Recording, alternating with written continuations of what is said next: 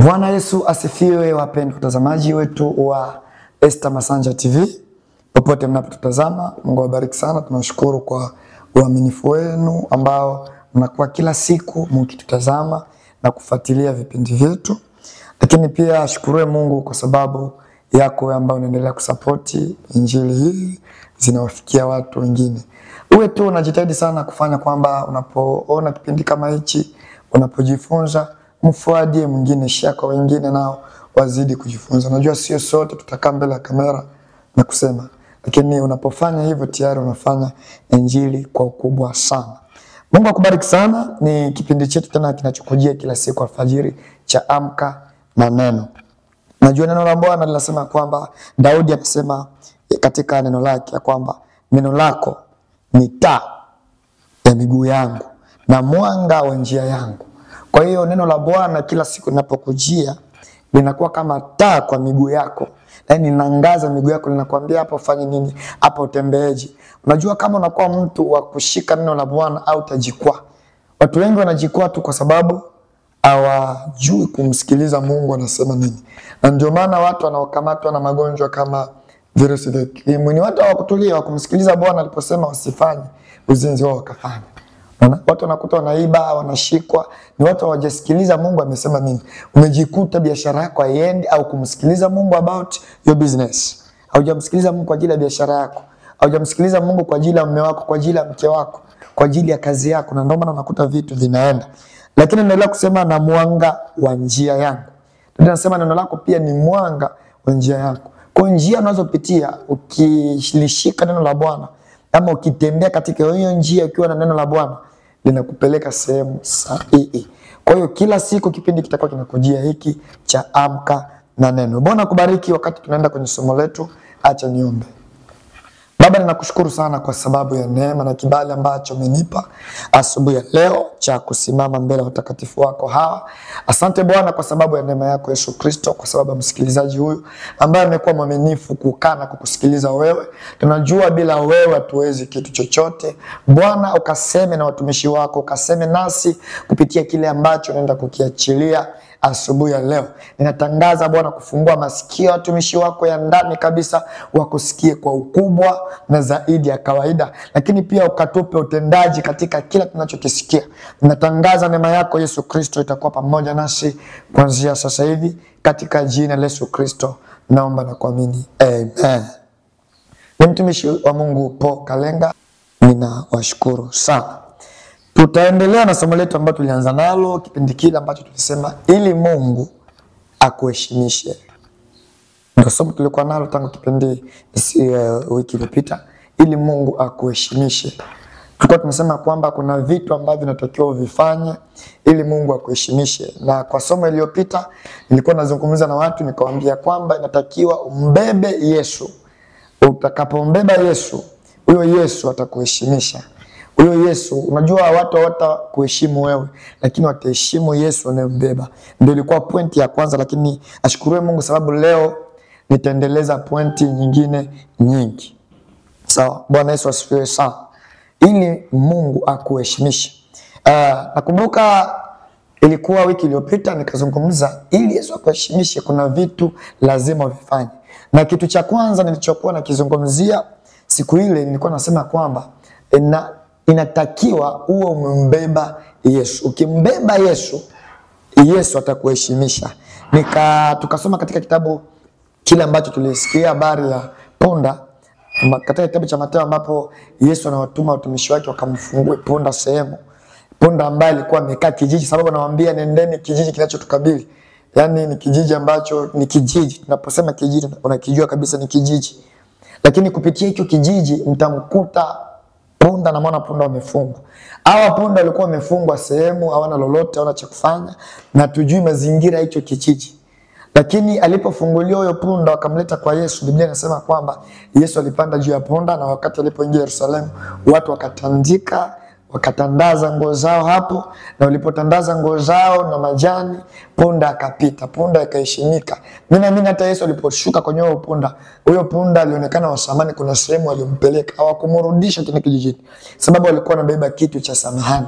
Ujitahidi sana kwenye maisha yako uwe unabeba vitu vya samani. Bwana Yesu asifiwe sana. Ukibeba kitu cha samahani, hicho kitu kitakuheshimisha, na kitu cha samahani ni Yesu tu. Bwana Yesu asifiwe sana. Sikiliza, huyu ni mnyama ambaye amembeba Yesu. Baada ya kumbeba Yesu, unashangaa nyama anapata kibali mbele za watu. Huyu punda alikuwa na kawaida ya kubeba mizigo. Kama tunavyojua, punda kila siku lazima abebe mizigo, afanye hiki na kile.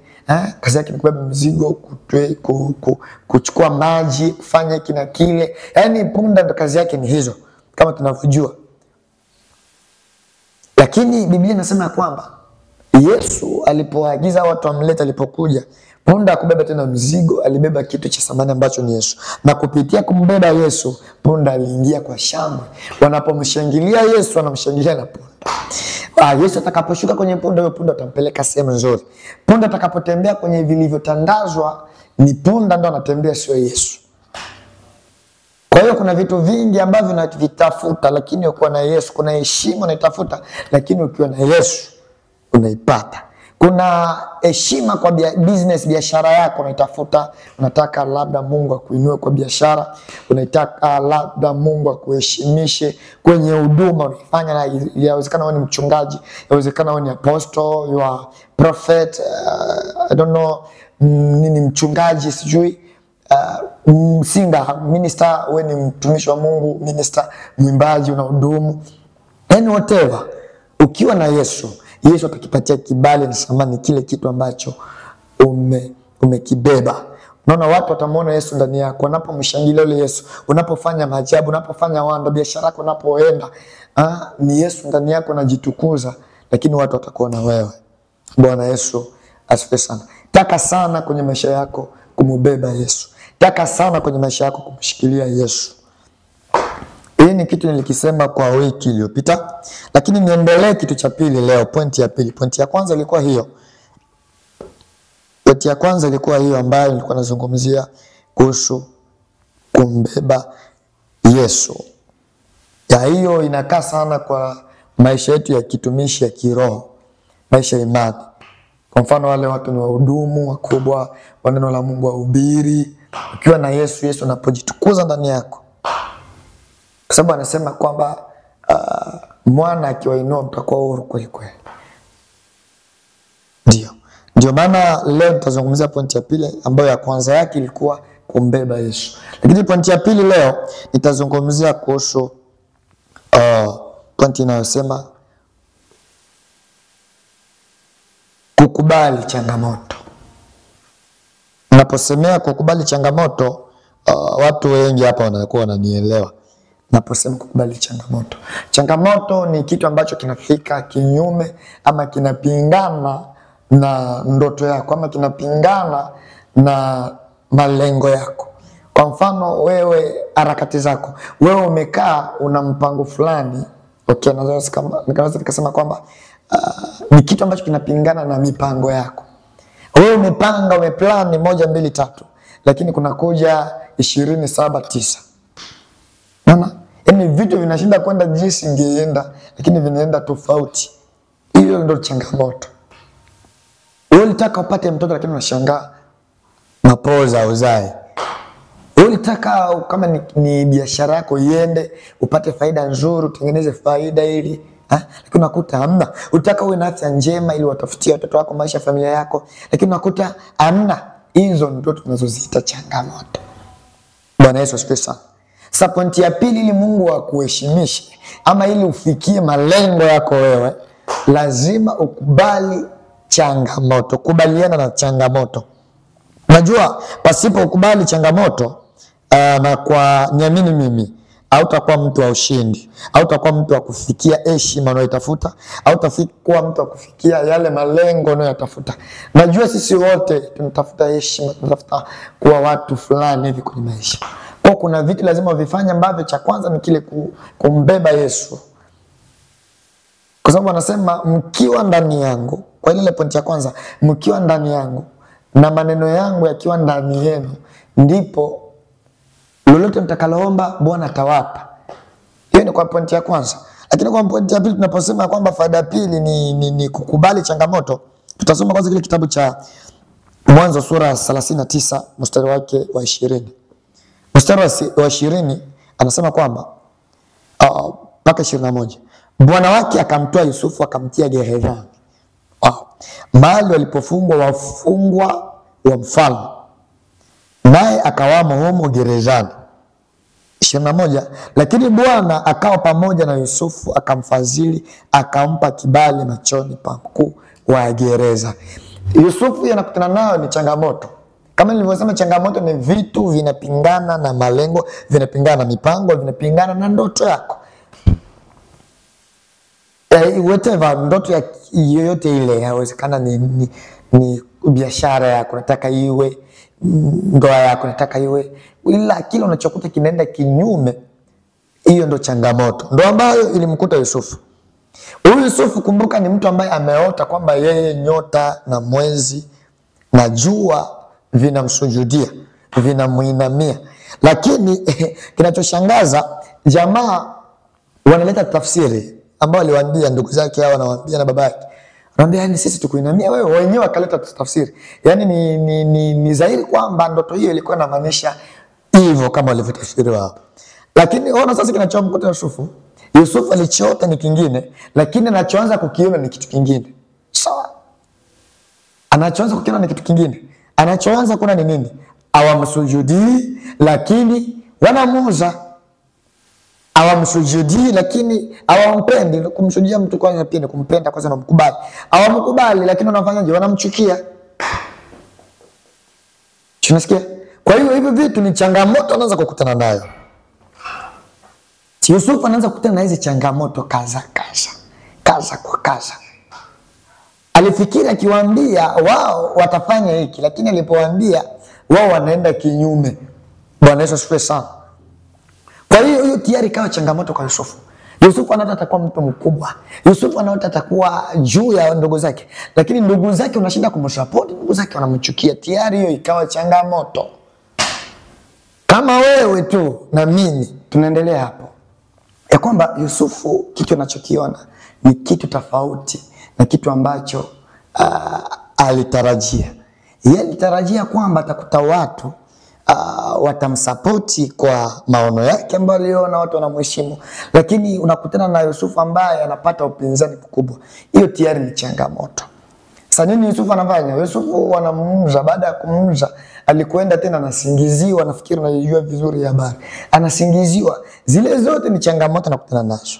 Lakini alichofanya Yusufu hakujitetea. Lakini kitu alichofanya ni kukubaliana. Nenda gerezani, haya nenda. Wananiuza, naenda. Walipotaka kumua ndugu zake, haya tu fresh, yana shida. Lakini mtetezi wangu ni nani? Ni Mungu.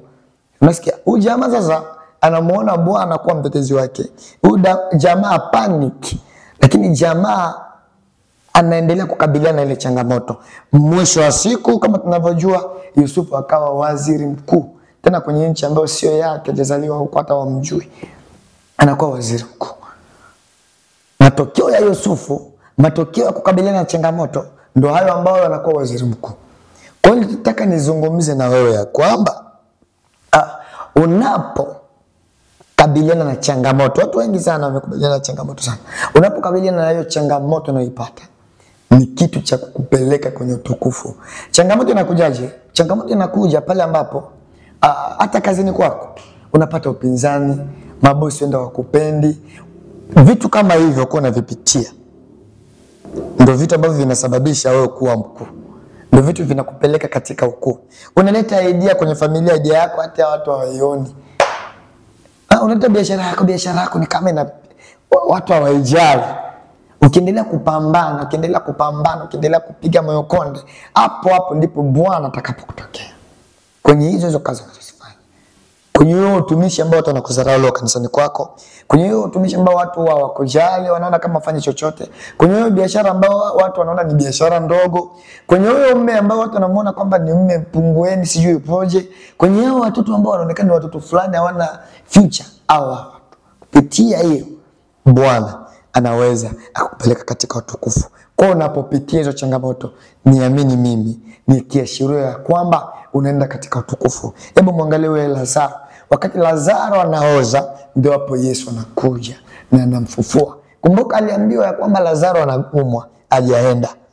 lakini anaambiwa kwamba Lazaro amekufa, hajaenda kwenye msiba, lakini anasubiri wakati mtu. Yaani Mungu wetu ni Mungu anayependa changamoto za mtu ili aje alete suluhisho. Mungu akubariki sana. Niombe na wewe katika jina la Yesu Kristo. Bwana, natangaza kuanzia sasa hivi kwa ajili ya mtumishi aliyelisikia neno hili. Bwana, mpe moyo wa kukabiliana na changamoto, kwa sababu changamoto ndio inatubeba katika heshima yetu, inatubeba katika ukuu wetu. Katika jina la Yesu Kristo, neno hili likafanye kazi ndani mwake na mwangu, kwa jina la Yesu Kristo. Amen. Ubarikiwe sana.